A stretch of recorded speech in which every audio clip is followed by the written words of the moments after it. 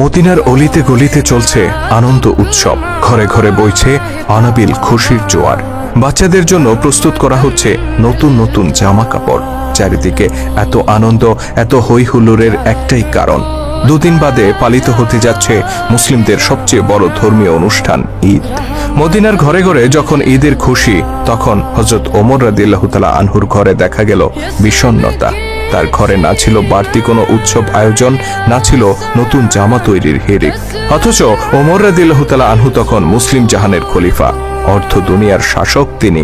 তা সত্ত্বেও নিজের কিংবা পরিবারের জন্য একটি নতুন জামা তৈরির আর্থিক সঙ্গতি তার ছিল না।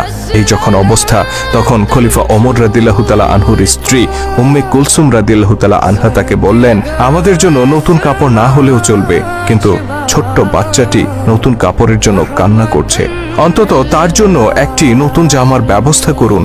খলিফা নিজের অসহায়ত্ব প্রকাশ করে বললেন, তুমি জানো আমার নতুন কাপড় কেনার সামর্থ্য নেই, বাইতুল মাল থেকে যতটুকু ভাতা নেই তা দিয়ে কোনো রকম সংসার চলে। উম্মে কুলসুম রাদিয়াল্লাহু তাআলা আনহা তখন খলিফাকে পরের মাসের বেতন থেকে কিছু টাকা অগ্রিম নিয়ে বাচ্চাটিকে নতুন জামা কিনে দেওয়ার অনুরোধ করলেন।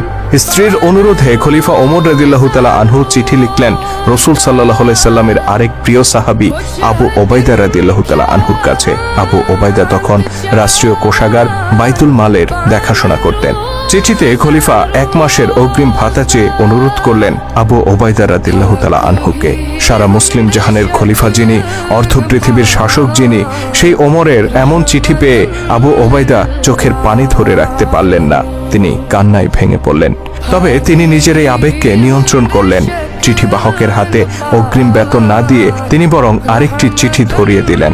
সেই চিঠি যখন হাতে পৌঁছল, খলিফা ওমর রাদিয়াল্লাহু তাআলা আনহু তা পড়তে শুরু করলেন। আমিরুল মুমিনিন, অগ্রিম বেতন বরাদ্দের জন্য দুটি বিষয়ে আপনাকে ফয়সালা দিতে হবে। প্রথমত, আগামী মাস পর্যন্ত আপনি বেঁচে থাকবেন কিনা।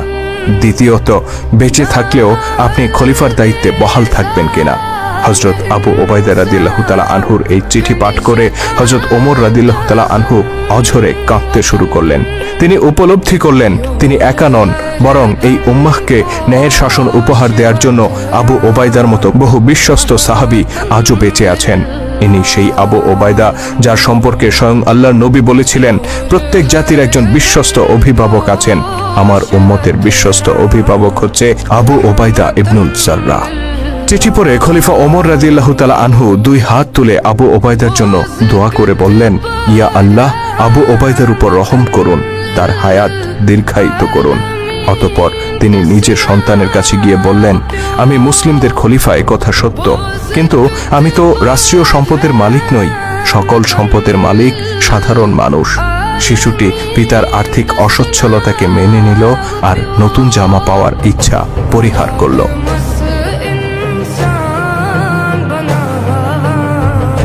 খলিফা হিসেবে দায়িত্ব নেয়ার পর থেকেই হযরত ওমরের সংসারে নেমে এসেছিল অভাব অনটন।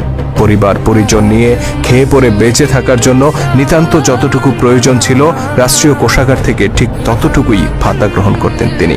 সামান্য আরামায়েশ কিংবা সন্তানদের শখ আহ্লাদ পূরণ করার জন্য বাড়তি কোনো সুযোগ সুবিধা তিনি গ্রহণ করতেন না। একবার হযরত আলী রাদিয়াল্লাহু তাআলা আনহু, ওসমান রাদিয়াল্লাহু তাআলা আনহু ও তালহা রাদিয়াল্লাহু তাআলা আনহু পরামর্শ করলেন যে খলিফার এই মাসোহারা যথেষ্ট নয়, তাকে বাইতুল মাল থেকে আরো কিছু অর্থ বাড়িয়ে দেওয়া উচিত। কিন্তু এই প্রস্তাব খলিফা ওমরের কাছে কে পেশ করবে? তাদের 3 জনের একজনেরও সাহস হলো না। অবশেষে ওমর রাদিয়াল্লাহু তাআলা আনহুর কন্যা ও রাসূল সাল্লাল্লাহু আলাইহি সাল্লামের স্ত্রী হাফসা রাদিয়াল্লাহু তাআলা আনহার কাছে গিয়ে তারা তাকে এই প্রস্তাব উত্থাপনের অনুরোধ করেন।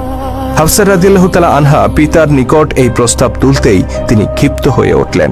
জানতে চাইলেন কারা এই প্রস্তাব দিয়েছে। আম্মা হাফসা রাদিয়াল্লাহু তাআলা আনহা কোনো উত্তর দিলেন না। খলিফা বললেন, যদি তাদের নাম জানতে পারতাম তাহলে পিটিয়ে লাল করে দিতাম।